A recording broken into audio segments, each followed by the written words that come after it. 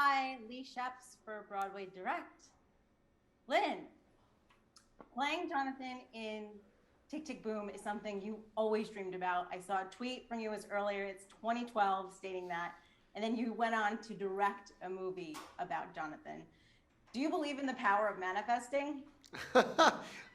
Yeah, I think my career is a testament to the power of manifesting.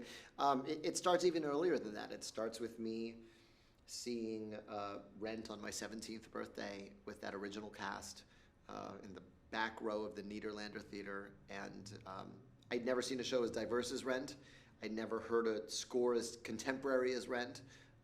It was the show that marks a big change in my life from loving musicals to thinking I could maybe write one someday. And I don't think it's an accident that the themes of Jonathan's work kind of have seeped into my work as a composer and a theater maker. What is one thing Jonathan might have said to you if he mentored you like Sondheim mentored him? Well, I think a big thing that Jonathan was really interested in pursuing was the intersection of popular music and theater music. He wanted to end the conversation on whether rock music belonged on Broadway, but he also understood that sometimes pop music and theater music have distinct forms. He was really interested in marrying those things together and did that in his work. And I advanced his thesis in my work. I brought the music that I loved growing up, Latin music and hip hop music. And so I think we'd have a really good conversation about smashing those art forms together in the theater. Superbia was a flop for Jonathan, and I know you have had mega hits, but was there anything that you wrote that was not quite making it? It's not even that it was a flop. It never even got off the ground. And that's sort of what I love about this movie. This is not about the tortured artist writing their masterpiece. This is about someone who spent their 20s writing a show, giving it his all, and no one wanted to make it. And the resilience and the resources, the inner resources it requires to get up and start again. And I think that's the thing that resonates with me more than anything. You throw everything you have at a project, you put your heart and soul into it, then you have to start again, regardless of the success or failure of the thing. And I've had some successes and I've had some failures, but you always kind of have to like attack the blank page again. And that's the hardest thing we do, and it's also the only thing we can do, make the next thing. The thing I thought that I took away from seeing the movie is I couldn't believe the parallels because you got In the Heights that you wrote, and you're inspired by Jonathan Larson. And Jonathan Larson, we have Tick Tick Boom now, who was inspired by Stephen Sondheim, and then we have West Side Story, which is Sondheim. All three of those in 1 year. I mean, what does that say about where we are in 2021?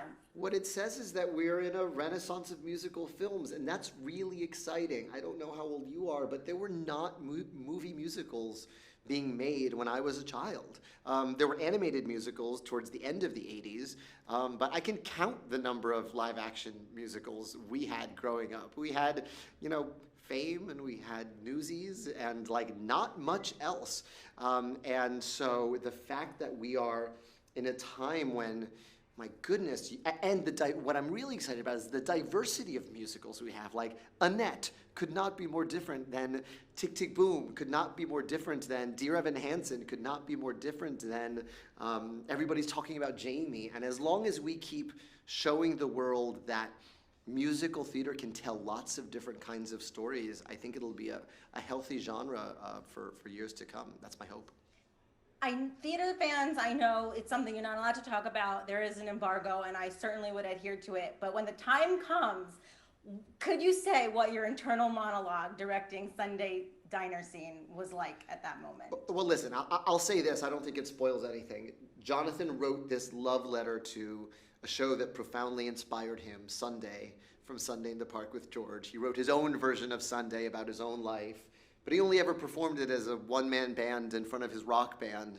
And I had the opportunity to revisit that song as a choral number, and I wanted to build the chorus of Jonathan Larson's Dreams. And that's what I set out to do, and it's been amazing to see the reaction to that choir. Incredible. What Jonathan gave you that you gave us is just, that's what I left with. So thank you for honoring Jonathan. Well, in thank you that so way. much. I'll see you on Twitter. It's good to see you, Lee. Yeah.